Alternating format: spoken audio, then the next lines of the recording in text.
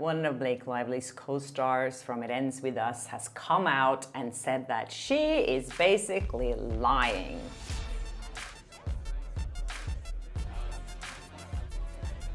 Hi and welcome to Blossom Talk. I'm Kjersti Flaa, and here on my channel I talk about my good and bad experiences in Hollywood and working as an entertainment reporter.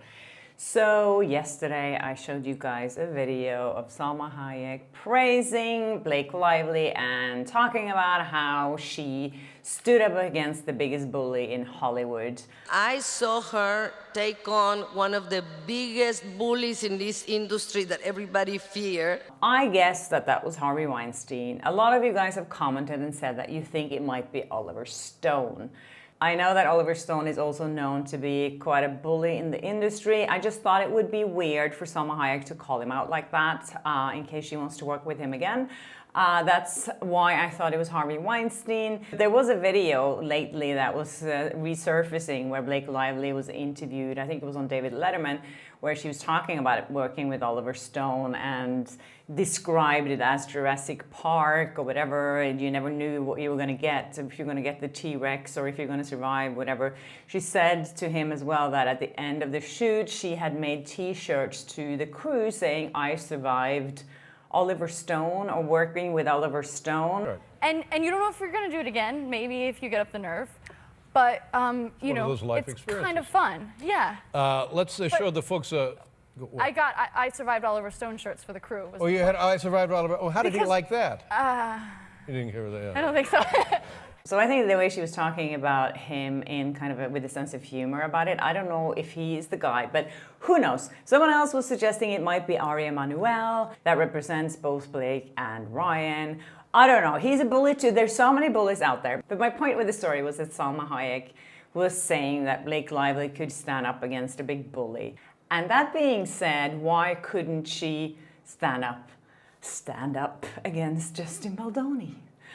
Anyways, I'm sure a lot of you have already seen the big story today that one of Blake Lively's co-stars from It Ends With Us has come out and said that she is basically lying. She said that the birthing scene was so uncomfortable and she was basically nude. And Justin Baldoni basically hired one of his friends to be the obgyn, and he had no experience as an actor, and she felt really uncomfortable with him just like spreading her legs out like that, and the set wasn't closed, and she basically described this like crazy scene where nothing was under control and she felt really exposed. Now, Adam Monshine came out exclusively on page 6 saying that that's not what happened at all. He says to page 6 that I'm not going to speculate as to Ms. Lively's motivations for mentioning me in the complaint. Needless to say, my experience working with her is very different than the one she described in her lawsuits. He played Dr. Dunbar in the movie, and he says, "Indeed, I was surprised to read her description of the scene." It also says here that he is willing to testify for Justin Baldoni. He also said, I think it's obvious that they were friends, which I think is like, why wouldn't that be okay to hire a friend? I mean, Blake Lively hired her sister to be in the movie. So this guy, Adam, says that he has a Master of Fine Arts from UCLA, and I think he has like 10 movie credits on IMDb. So he wasn't just some random friend that Justin Baldoni just like put in the movie. So this guy cannot recognize the way that Blake Lively is describing this scene at all. She said in her lawsuit that Baldoni cast his best friend in the intimate role of her obgyn during the birth scene, and it was invasive and humiliating. She continued to say in her lawsuit that Baldoni introduced his best friend to play the role when ordinarily a small role of this nature would be filled by a local actor. A local actor is actually what Adam is as well, because he lives in New York, so he was local. So, interestingly enough, Adam also talks about what she was wearing. And he says her costume included a full hospital gown that we saw in the movie, black shorts, and torso covering prosthetic to make her appear pregnant, in addition to whatever personal garment she chose. He also adds that she never complained or expressed discomfort at any point because nothing unusual or improper occurred. It was entirely professional. Looking at Blake Lively's lawsuit, I feel like she has picked these scenes where she knew there was no intimacy coordinator present because there was no need to, and then she's trying to make those scenes seem like they were inappropriate, and then she felt harassed. Because the other scenes that are much more raunchy, she hasn't complained about those. Yeah, so it seems very calculative to me that she's picking these scenes.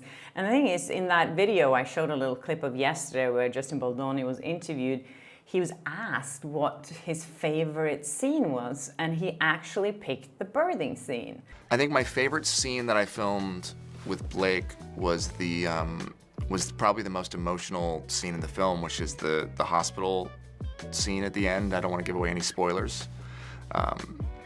But we had a very young baby, so I did a search to find the youngest baby possible. We rolled for over an hour at one point, and we just shot bits and pieces of us shooting the scene with this baby crying and me holding the baby, she holds the baby, then trying to get our lines out before the baby starts crying again. So yeah, why would Justin Baldoni pick this scene that, if he made the actress feel so uncomfortable and violated as she is describing it to be, why would that be his favorite scene to shoot? That would make him really psycho. So yes, this is a huge blow to Blake. Of course, her team hasn't commented on this yet, but I'm sure what they're gonna say is that, oh, he's Baldoni's friend, of course he's going to support him. That's my guess, that what they're going to come out and say when they're saying anything. I just wish that this guy, Adam, would have come out a little earlier. It would have helped Justin Baldoni a lot. I'm not going to question why he didn't come out earlier. Maybe he was just afraid of Blake Lively and Ryan Reynolds and their powers in this industry. But I'm glad that he did, because this changes a lot. Also in the news again, Blake Lively has left the house. These are paparazzi pictures of her and Ryan Reynolds.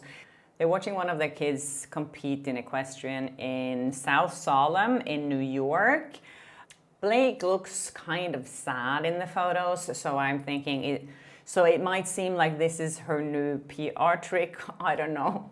She dresses like Lily, at least that's what I find from those photos. She looks sad and depressed. I mean, she could have been laughing in other pictures. You know, the paparazzi could have just chosen, or Daily Mail could have chosen the picture where she looks sad. But it is a very different Blake Lively from the one we saw last week, where she was working in a donut shop, and it was all smiles and all hair all over the donuts, which we now know has backfired big time for that poor donut shop. Anyways, who knows how those pictures got to Daily Mail or other publications. It might be that they hired someone to come and take photos, and they picked the photos where she looked sad and depressed. You have no idea how often this happens, that celebrities call paparazzis to come and take photos of them. These are like deals that they do. I was having drinks with a friend of mine the other day in LA, and he told me, like, for example, someone like Gwen Stefani, who would call the paparazzi, not herself obviously, but her people would, and say that she's going to be outside of this carpet store at this hour with her kids. You can come and take as many photos as you want, just make sure that you see the name of the carpet company in the background. You know, these are the deals that they make, so then she would get a free carpet.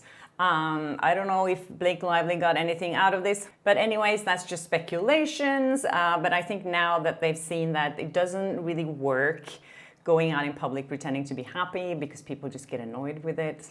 And Ryan Reynolds cannot stay away from Instagram today. Again, he posted a photo, a lot of pictures actually, with fans, or what someone pointed out to me that they are autistic kids. I don't know where that information is, but he is posing with all these kids, taking selfies with them and putting them on his Instagram, being like, look at me, I'm such a nice person. I take photos with all these people and all these kids, and I'm just so loving and nice. So yeah, I think Blake and Ryan are going through a real humongous PR crisis right now. And they're trying everything in their power to look good or to get sympathy or empathy or whatever it is they're trying. But I don't think it's working. Also, someone sent me a tip saying that you should check out Henry Golding's Instagram.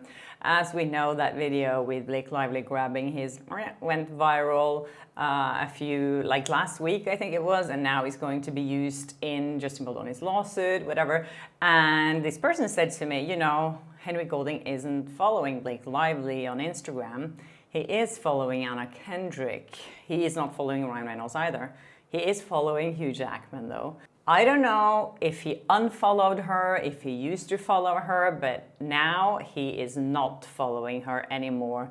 I looked at the latest picture that Henry Golding posted, and there's a lot of comments on it about the grabbing from Blake Lively.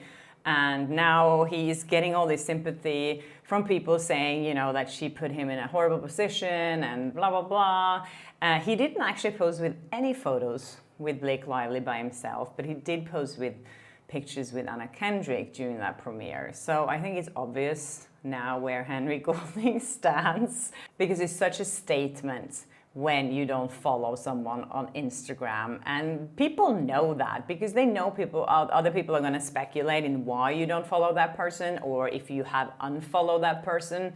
But yeah, Henry Golding and Blake Lively are probably not friends. Okay, so yesterday I spoke about Viola Davis and how a Swedish journalist was kicked out of an interview because she asked her a relevant question that I thought was relevant. And some people have commented on that, saying that, oh, you know, journalists should just ask about the movie and blah, blah, blah. Well, so here's my opinion on that. If you don't want to be interviewed, you can just hire a PR person, which works too, you know, if that's your end goal, to just put your message out there. But as a journalist, it's our profession, it's our trade to ask questions. And if we're not allowed to do that, I don't want to go and do that interview. Because like my friend pointed out the other day, because we were talking about this during dinner, and she was like, you know, it's not like they are paying us. So if they were paying me, if the studio was paying me for doing an interview, I would do as they asked me to do, because I would get my money no matter what, and they would pay me and I would work for them. But as a journalist, you don't work for them. That would make you just PR. And that's why I think it's so important that to keep integrity amongst journalists, you can't just sell yourself out like that. So there's my 2 cents on that.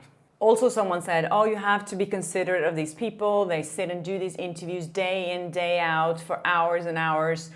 Well, here's the other side of that. As a journalist, I've been waiting up to 6-7 hours for an interview. You know, that's pretty exhausting too, because you need to be upbeat while you're sitting there waiting. And then it's really unfair when you're on your way walking into an interview and someone says to you, you can't ask about these things. Not even telling you beforehand, but asking you like this, what happened to this woman who was interviewing Viola Davis. While she was about to enter the room, she said to her, don't ask her these questions. Don't ask about politics. Only ask about the movie. It's like, as a journalist, you wouldn't prepare your interviews beforehand. That would make you a terrible journalist. And I think that's also an insult to our profession. If you're saying that, oh, well, I decide what you're going to ask, and I'm not going to tell you that until like just before you're about to go into that room. And also, now that these interviews are virtual, that means when they're done in LA or New York or somewhere in the US, which they are most of the time, if you are in Europe, you would have to sit up and wait until 1, 2, 3 a.m. in the morning for your interview. So I don't have much sympathy for celebrities or movie stars or actors that are answering questions that they feel are repetitive. Also, the reason they feel they're repetitive is because they're only asking journalists to ask the same things, otherwise they'll get kicked out. So I don't have any sympathy for that. They make millions of dollars for doing it. So yeah, a journalist today, what does a journalist make? I know some of my colleagues write stories for $250, and they sit up until 2 a.m. in the morning to wait for their interview. and then the person doesn't want to answer any questions because they feel it's below them, or because they don't feel like it, or because they feel like, I want to talk about what I want to talk about and this is my movie.